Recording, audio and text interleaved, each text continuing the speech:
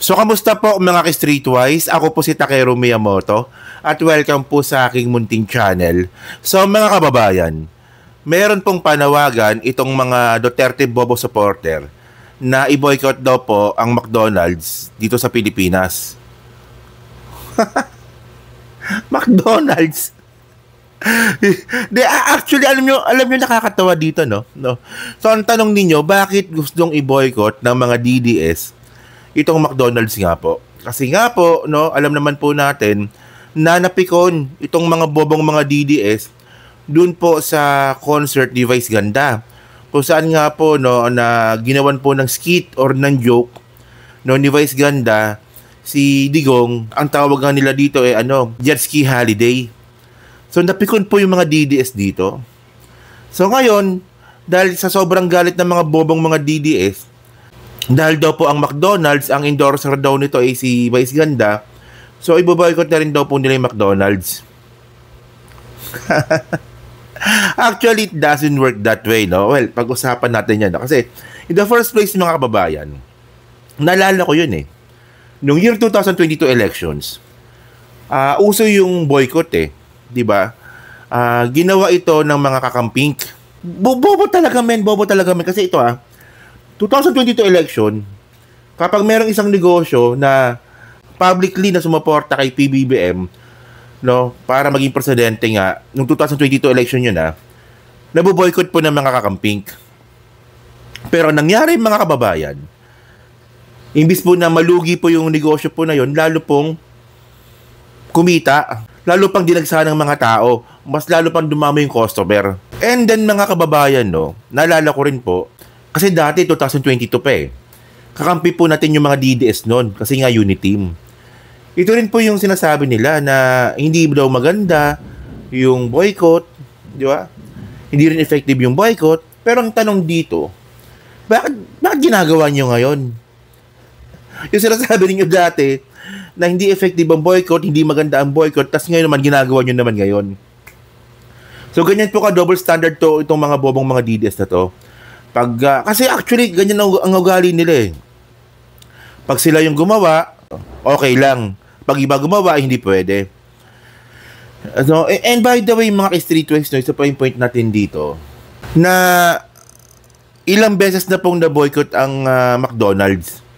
Yung huling boycott po ng McDonald's, ito globally ito So meron po kasing allegedly na ang McDonald's daw po ay sumusuporta sa Israel. So, syempre, kapag ikaw po ay sumuporta sa Israel, ang tatamaan mo naman dito is mga Palestinian. At syempre, mga Islam. Di ba? So, ang nangyari nga dito, no, hindi siya nationwide, worldwide. Boycott laban sa McDonald's. Pero hindi naman po nalugi McDonald's Andyan pa rin po sila Di ba? And by the way, no, pag-usapan natin yung punot dulo nito, ano ba nakakapikon doon? Ano ba nakakapikon doon sa joke ni Vice Ganda? In the first place, mga kababayan, hindi lang naman po kasi si Digong yung inasar ni Vice Ganda doon, pati rin po si PBBM. Pero ako bilang PBBM supporter, wala lang, natawa lang ako. Diba? So ito, panoorin nyo to. Busy ang ating Pangulo sa Malacanang nandito ka. Mahal na Pangulo, bumati ka naman. Oo, si Senator Grace nandiyan. Bumati ka ng mahal na Pangulo. All our fellow Filipino. Ang Pilipinas naman ay oo. May alisin lang po ako. Okay. Imamasage lang po. Actually, nung napanood ko nga to, natawa lang ako Kasi alam kong joke lang ito. Kasi po, nakakaintindi po tayo ng humor. Malawak po yung utak natin, sibilisadong tao po tayo. Hindi po katulad itong mga DDS, porket mga probinsyano. Medyo mahina po yung medyo mahina po make up. So ito yung mga drama ngayon ng mga bobang mga DDS, no? Ito yung si John Abines, DDS na tanga to no? Sabi niya dito, no McDonald's for now until Vice Ganda is fired. No, so hindi daw muna kakain ng mga DDS sa McDonald's hangga't hindi daw po nasisibak bilang endorser si Vice Ganda. No? So in the first place, mga kababayan, na nakakatawa dito, Itong mga bobong mga DDS mga kababayan, sila po yung nagrereklamo na mataas daw yung presyo ng bilihin, 'di ba? Mahal daw po yung bigas, 'di ba? Naghihirap daw po ang Pilipinas. O kung naghihirap pala kayo, bakit niyo i-boycott yung McDonald's? Wala nga kayong makain tapos McDonald's pa kaya i-boycott ninyo in the first place? Wala naman kayo pambili. Wala naman kayo pambayad para kumain sa McDonald's. Nakuha niyo yung point. Reklamo yung mga DDS na yan na mahal ang bilihin. Mahal daw yung bigas kahit mayroong 20 pesos na bigas na. No? Pero hindi naman kayo customer ng McDonald's kasi wala kayo pambili. At ngayon mga ka-streetwise, no, bukod nga po sa McDonald's, ang malupit pa dito, pati po ibang mga produkto na ini-endorse ni Vice Ganda, gusto rin pong ipa-boycott ng mga DDS. Parang ngayon, no, oh. Pati yung yung CDO, Tocino, no.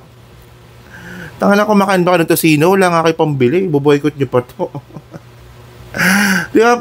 Kasi bago kayo mag-boycott, dapat may pambili muna kayo. Or in the first place, dapat customer muna kayo. Wala nga kayo pambili ng pagkain ninyo. Bigas nga, wala kayo pambili. Magbo-boycott pa kayo ng ganito. Di ba? So ngayon mga ka-streetwise, no, kanina po, no, nung nag-live tayo nung huli, nabanggit nga po natin na may mga tao po sa Davao City na gusto nga pong i-persona non grata itong si Vice. At tandaan po natin, no, bago po kasi ma-persona non grata ang isang tao sa isang lugar, kailangan na ito po ay meron pong resolution from the LGU. No? So actually mga babae, no, hindi po ito yung first time na nag-boycott po yung mga taga Davao. Naalala ko yung kasama nila Joy Sabayton tsaka ni Lord Rivera. Ito pala, nakita ko na. Si Ramon Bautista pala. Oo. So itong si Ramon Bautista mga kababayan noong 2014. Sino bang mayor nung 2014 sa Davao City? Si Digong ata, no? Si Digong nga, 2014. So, nagbiro itong si Ramon Bautista sa Davao City mismo na tinawag niya nga po na yung mga babae po na taga Davao ay hipon. Magaganda daw yung katawan pero pangat yung mukha. So, dahil nga po dito, no, nagalit yung lolo ninyo, si Digong. So, na persona non grata nga po itong si Ramon Bautista. So ngayon po, ang gusto nila ngayon, pati daw si Vice Ganda. So tulad nga na sinabi ko nga kanina, no, hindi po kasi automatic yung pagiging persona non grata. Kailangan ito ng resolusyon. Pag-uusapan ito ng LGU.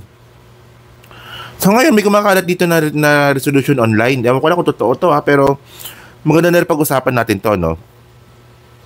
So ito, no, sabi dito, no, a resolution declaring Jose Marie Beceral aka Vice Ganda as persona non grata in Davao City. So, nakakatawa to, no? So, sabi dito, no?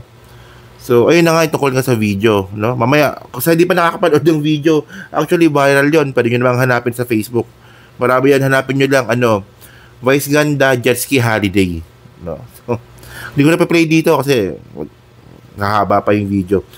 So, nakakatawa dito, no? Ang sabi dito, no? Such public remarks included mocking former President and Mayor Rodrigo Duterte, no, making light to the jet ski statement regarding the West Philippine Sea, imprisonment at The Hague International Criminal Court, and mockery of diehard Duterte supporter. Ayan. So ayan daw ang rason kung bakit daw gustong i-boycott ng mga DDS si Tatay Digong nila, no? Wala, kung alam nyo, no, nakakatawa dito, no, itong mga DDS na to, kung makatatay Digong sila, akala mo naman kilala nila si Digong personally. Hindi nga kayo kilala ng Tatay Digong ninyo. Hindi nga kayo kilala niyan. Kung makatatay Digong kayo, akala nyo close na close kayo. Ano ba, ginanon ba yung nanay ninyo ni Digong? Ginanon ba? Ginanon? Ni Digong, yung nanay ninyo, kaya kayo naging Tatay Digong? No? So actually, nakakatawa dito, no? Ang sabi dito, no? Saan na ba yun? Ito, sabi dito, the former president is regarded by many Davaoeños not only as a political leader, but a protector and symbol of moral salvation. Puta, kulto. Our Lord whose service is cherished and revered. So sabi dito sa sabi po dito sa resolution po na to na kumakalat online, Ewan ko lang kung totoo kasi walang signatories eh. Pero nakakatawa pag-usapan din na ang mga Dabawenyo daw po no, sa Davao City, hindi lang daw isang politiko ang tingin nila kay Digong, kundi isang salvation. Tama ba nakalagay dito? Sabi dito no,